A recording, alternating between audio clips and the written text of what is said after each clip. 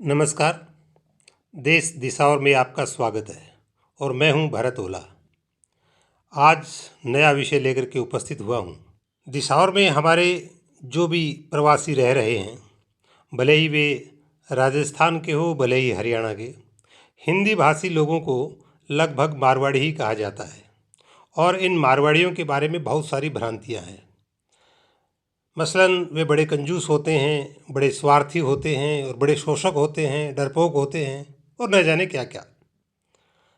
लेकिन हकीकत से इसका कोई वास्ता नहीं है, बल्कि यूं कहे कि ये हकीकत से बिल्कुल उलट है।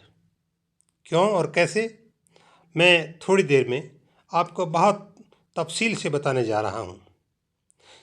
इन सारी चीज़ों को जानने के लिए हमें थोड़ा विगत में लौटना पड़ेगा।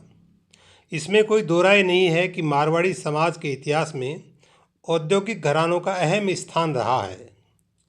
उनके पास अथाह पूंजी है, लेकिन जिस किसी ने भी मारवाड़ी समाज पर कुछ लिखने की कोशिश की, वह दो मुद्दे उनके लेखन पर इस तरह हावी हो गए कि वह विस्तार से अन्य कुछ लिख ही नहीं पाए।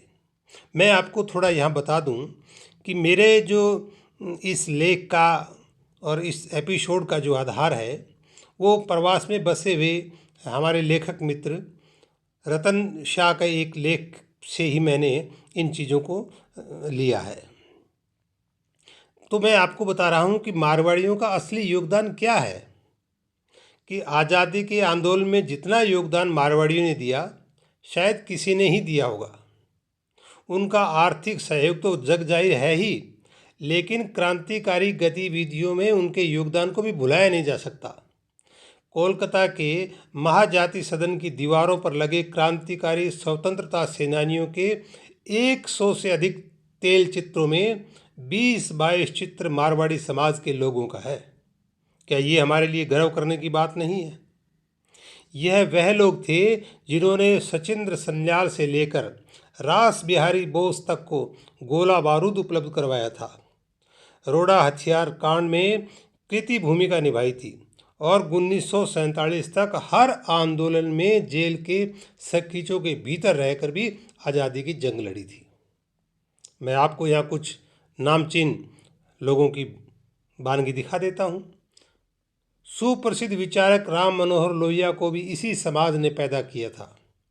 इसी समाज की साहसी पुत्री थी इंदु जैन, जिन्होंने कलकत्ता में प्रथम महिला स्वतंत्रता सेनानी के रूप में गिरफ्तारी दी थी।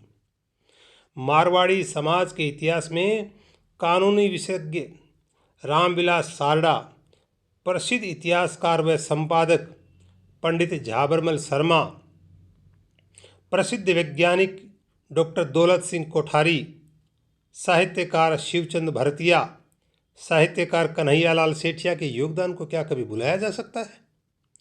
नोबेल पुरस्कार प्राप्त डॉक्टर सीवी रमन को वैज्ञानिक उपकरणों के लिए तथा रविंद्रनाथ टैगोर को शांति निकेतन के लिए जरूरी धनराशि मुहैया कराने वाला घनश्याम दास बिड़ला भी मारवाड़ी ही थे। अगर उन्होंने ये सब नहीं करवाया होता तो क्या वो इस तरह से अपना काम कर पाते? शांति निकेतन का हिंदी भवन, वनस्थली विद्यापीठ, कोलकाता की भारतीय भाषा परिषद मारवाड़ी समाज के लोगों की ही देन है।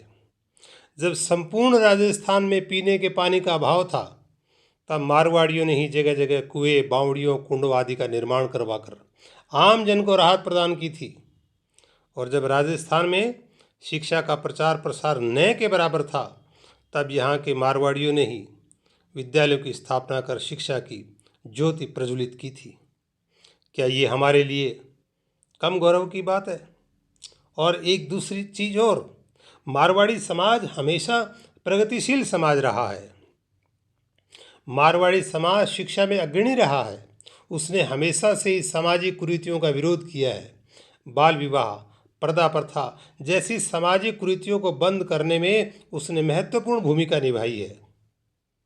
रूप कंवर सती कांड के विरुद्ध बंगाल का पहला प्रतिवाद जुलूस मारवाड़ी समाज के युवकों ने ही निकाला था।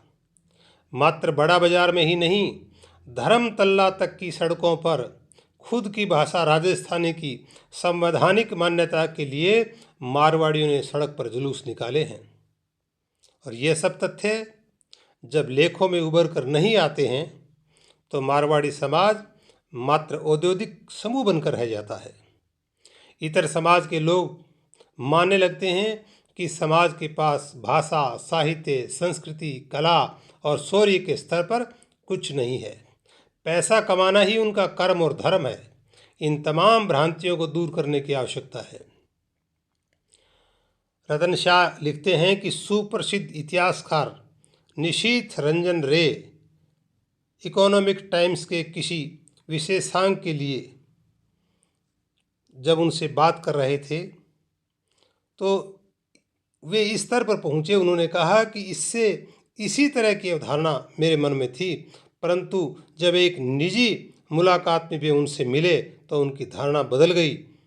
और उन्होंने कहा कि मारवाड़ी समाज के इतिहास व ऐतिहासिक संदर्भ की बात हुई तो उन्होंने खुद को अपनी जो उपलब्ध जानकारियाँ थी उन्हें अधूरा माना और उन्होंने मारवाड़ी समाज के बारे में और बेहतरी जानकर बेहतरीन काम किया।